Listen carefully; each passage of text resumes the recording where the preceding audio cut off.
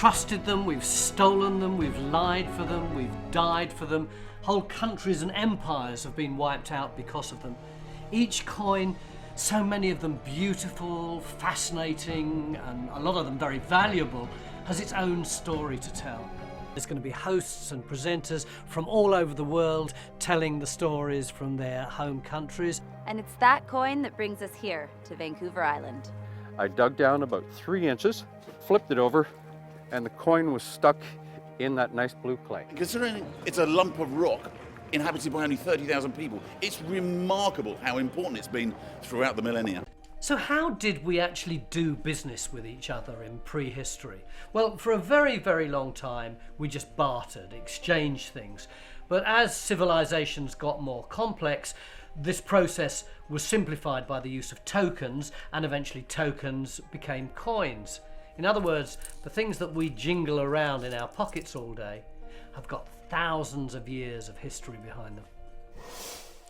There are great stories like what happened when the French monarchy collapsed and Louis XVI and his wife Marie Antoinette and their daughters are trying to get out of the country as fast as they can, and they're stopped at a place called Varennes by a guard who recognises the king, not from a photo, but because he's been flipping a coin up in the air that's got the king's head on it.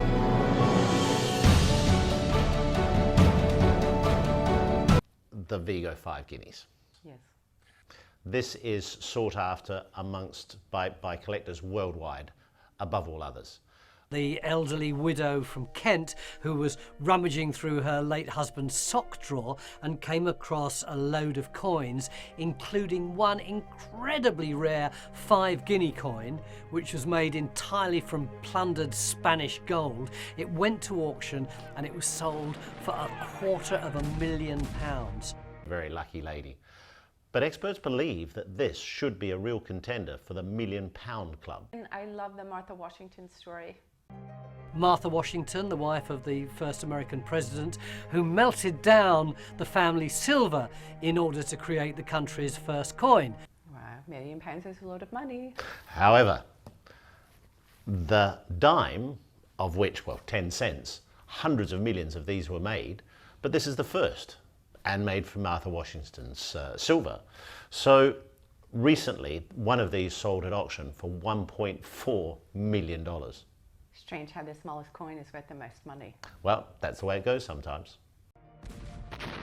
History without coins can't be the complete story, as we can never stop saying, a coin in your hand, a whole lot of history.